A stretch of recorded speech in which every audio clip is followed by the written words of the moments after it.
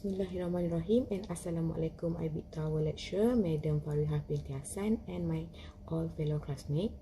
My name is Nur Shahira binti Masha from program AM228, course ADM510 Quality Management, class NAMAF6A.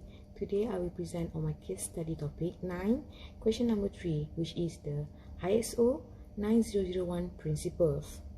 We proceed with ISO9001. ISO 9001 can be defined as the international standard that specifies requirements for quality management system QMS. ISO involves with several different verbal forms that are being used. Shall indicates requirement, should indicates recommendation, may indicates permissions, and can indicate a possibility and a capability. There are 7 principles in ISO 9001.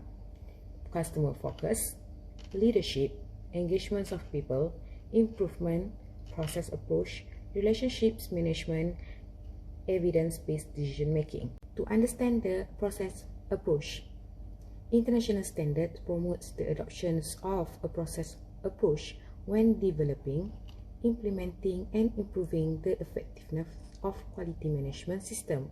This is to enhance customer satisfaction by meeting customer requirements. Process approach enables understanding and managing interrelated processes as a system contributes to the organization's effectiveness and efficiency in achieving its intended result. This approach enables the organization to control the interrelationship and interdependency among the process of the system. In order for an organization to function effectively, it has to identify and manage a number of linked activities. All activities use resources, for example, people, plant, and equipment, to transform a process input into a process output, which is products. The outputs of one process is often the input of the next processes. The process approach establishes the organization process to operate as an integrated and complete system. The management system integrates process and measure to meet objective. Process define interrelated activities and checks to deliver intended output. And it also detail planning and control can be defined and documented as needed depending on the organization context.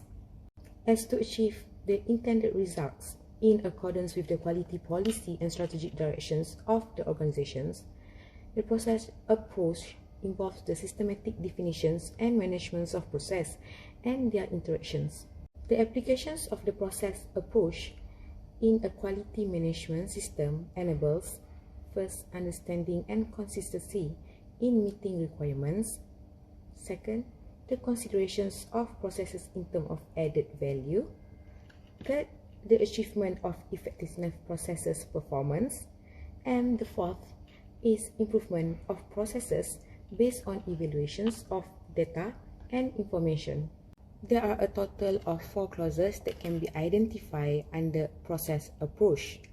The first clause is clause 4.1, which is understanding the context. In this clause, it is identified as external and internal issue relevant to the organization's operational, purpose, and strategic directions. It also monitor and review these issues for change. Second clause is clause 4.4, management system processes. It is defined the management system processes, their sequence and interactions, also the quality performance indicators needed to monitor process performance. The third clause is clause 7.5, documented informations. In this clause, it is functioning as to create, update, and retain documented informations to demonstrate effective operations of the management system. And the last clause is clause 8.1, operational planning and control.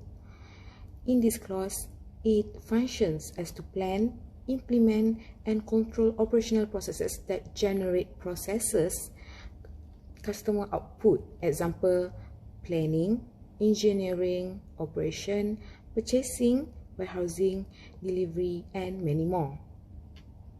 Clause 4.4.1 under clause 4.4 of process approach clause, it is apart from a requirement to determine the risk to conformity if processes are ineffective. There are 8 subclauses under clause 4.4.1. First is clause 4.4.1a is process inputs and outputs. It is involved to what do we need to have in place before we can start to operate our process. This could be including customer informations, raw materials, as well as an approval to start. Similarly, if we carry out our process properly, what are the expected outputs in the way of products and services and evidence of the process having been carried out as a plan. Clause 4.4.1b, process sequence and interactions, is to determine the sequence and interactions of these processes. For example, what factors that need to be considered.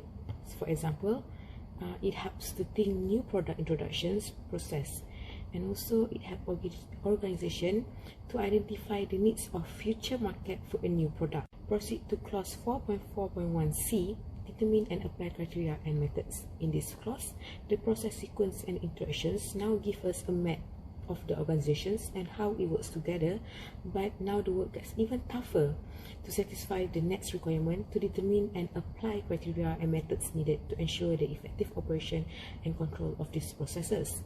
Not just a few more words, but here we have to look at each process and set standard and put in place method to enable us to carry them out, operate, and also to check if they are effective and efficient within the control.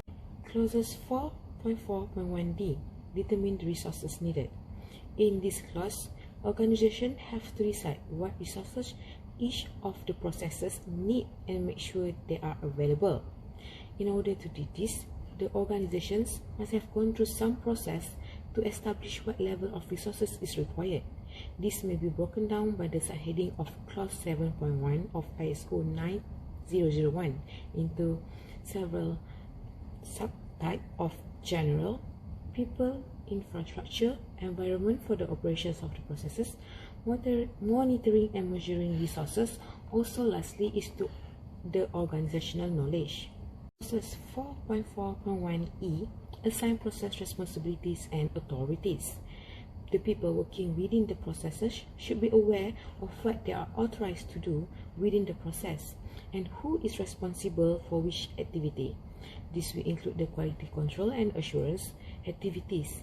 So in general, it helps if all the people are aware of who does what. Proceed to clause 4.4.1f, address the risks and opportunities. And those implementing the system should also be looking at the risks to the organization associated with these processes and deciding what control system to put in place.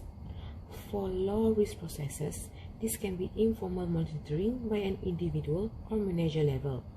And for high business risk activities, there will be formal quality assurance, quality control checks, and reporting at all stages of the process. This risk-based approach is through preventive action as was formally required in the ISO 9001 standard. Clause 4.4.1g, evaluate the process and make any changes needed to deliver intended result.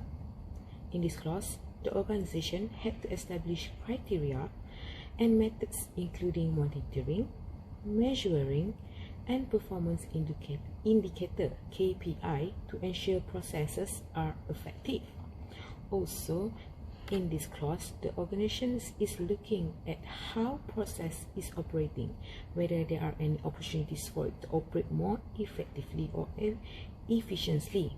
Again, there are strong links in this clause with activities such as value stream mapping used in the lean or the defined stage in Six Sigma DMAIC when looking at process analysis.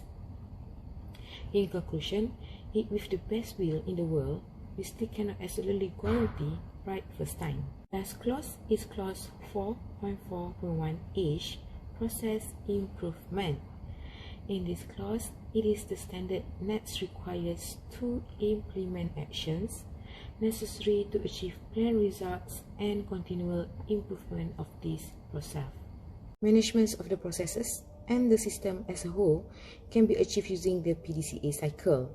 When combined with process approach, it helps to generate a very significant and conducive process for the organization to achieve their result.